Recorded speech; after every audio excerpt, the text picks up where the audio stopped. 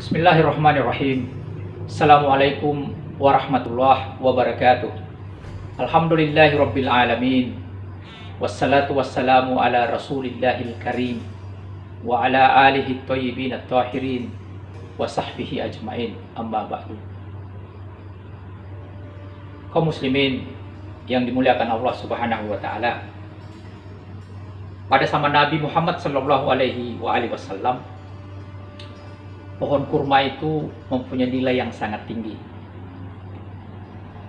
Kalau kita bandingkan, kira-kira kalau pada masyarakat kapitalis, pohon kurma itu sama seperti deposito di bank, atau pada zaman agrikultural, pohon kurma itu bisa seperti kekayaan berupa tanah yang luas dan sebagainya.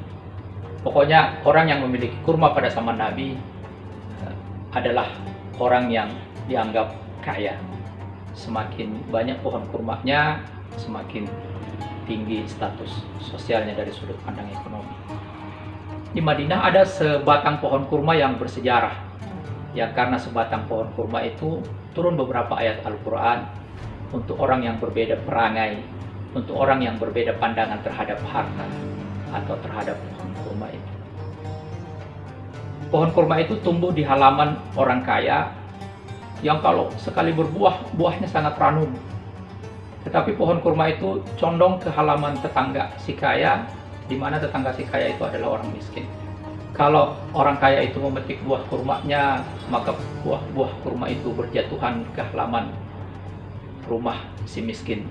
Lalu anak-anak orang miskin itu memunguti buah kurma yang berjatuhan di halaman rumah mereka dan memakannya. Melihat anak-anak tetangganya memakan buah kurmanya, orang kaya itu turun dari pohon kurmanya dan mengambil semua pohon kurma yang berjatuhan di halaman tetangganya yang miskin itu. Bahkan buah kurma yang sudah ada di dalam mulut anak-anak miskin itu dikeluarkannya dan diambil kembali.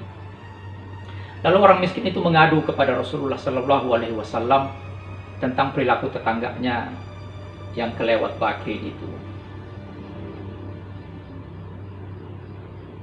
Nabi Shallallahu Alaihi Wasallam kemudian berkata kepada para sahabat yang saat itu duduk mengitari Nabi Shallallahu Alaihi Wasallam, siapa di antara kalian yang hendak memiliki pohon kurma di surga? Lalu ada seorang sahabat yang bernama Abu Dahdah mengangkat tangan dan berkata, ya Rasulullah, saya ingin memiliki pohon kurma di surga. Kata Rasul, jika engkau ingin memiliki pohon kurma di surga, maka belilah pohon kurma orang kaya yang diadukan oleh orang miskin ini. Lalu pergilah Abu Dahdah bernegosiasi dengan orang kaya pemilik kurma itu. Orang kaya itu bersedia menjual pohon kurmanya dengan catatan ditukar dengan 600 pohon kurma yang lain. Abu Dahdah memiliki sebidang kebun kurma yang sangat luas, dan ditukarnyalah kebun kurma itu dengan sebatang pohon kurma yang diceritakan tadi. Setelah proses jual belinya selesai, kemudian Abu Dahdah datang menemui Rasulullah Sallallahu Alaihi Wasallam dan berkata, ya Rasulullah, aku menyerahkan pohon kurma ini kepadamu dan aku berharap Allah menggantinya dengan sebatang pohon kurma di surga. Lalu Nabi menyerahkan pohon kurma itu kepada orang miskin yang menjadi tetangga si kaya tadi. Menyaksikan perilaku Abu Dahdah yang luar biasa itu, kemudian Allah Subhanahu wa taala menurunkan beberapa ayat Al-Qur'an. Bisa kita lihat sekarang di dalam Al-Qur'an surah Al-Lail. Allah Subhanahu wa taala berkata, a'udzubillahi minasyaitonirrajim. Fa amma man a'ta wattaqa. Adapun orang yang memberikan hartanya di jalan Allah dan bertakwa, wasaddaqa bil husna, dan membenarkan adanya pahala yang terbaik yaitu surga, fasanuyassiruhu lil yusra, maka kami kelak akan menyiapkan baginya jalan yang mudah. Allah juga menurunkan ayat untuk orang kaya yang bakil itu. Allah Subhanahu wa taala berfirman masih dalam surah Al-Lail ayat yang ke-8 sampai ayat yang ke-11. Allah Subhanahu wa taala berkata, wa kadzdzaba bil husna, dan siapa yang mendustakan pahala terbaik Fasanuyassiruhu lil usra, maka kelak kami akan menyiapkan baginya jalan yang sukar.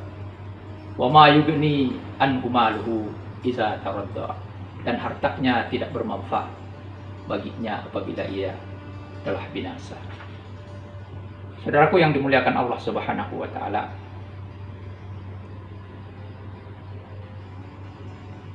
dua ayat ini dan peristiwa ini memberitahukan kepada kita bahwa ada dua cara pandang kita terhadap harta yang kita miliki. Cara pandang yang pertama adalah bahwa harta yang kita miliki itu akan memberikan kekayaan kita kepada di dunia saja, dan cara pandang yang kedua adalah bahwa kekayaan harta kita itu pun bisa kita nikmati sampai di akhirat kelak. Cerita Abu Dahda ini memberikan pilihan kepada kita bagaimana kita memperlakukan harta kita. Apakah kita hanya ingin sekedar menikmati manfaatnya di dunia, atau kita ingin melanjutkan menerima manfaatnya hingga di akhirat kelak. Bulan Ramadan adalah bulan ujian. Salah satu batu ujian Ramadan adalah ujian kedermawanan kita, ujian kesediaan kita berbagi kebahagiaan dengan orang lain, terutama kaum fuqara dan masakin. Apalagi di tengah suasana Ramadan di mana wabah COVID-19 masih melanda seluruh negeri di dunia. Maka kesempatan ini kita gunakan untuk menjawab ujian Allah Subhanahu wa taala. Jadilah kaum yang dermawan, bahagiakanlah tetanggamu yang miskin dan fuqara. Dengan begitu Allah Subhanahu wa taala akan memberikan manfaat hartamu melintasi duniamu sampai akhiratmu kelak. Billahi taufiq wal hidayah. Assalamualaikum warahmatullahi wabarakatuh.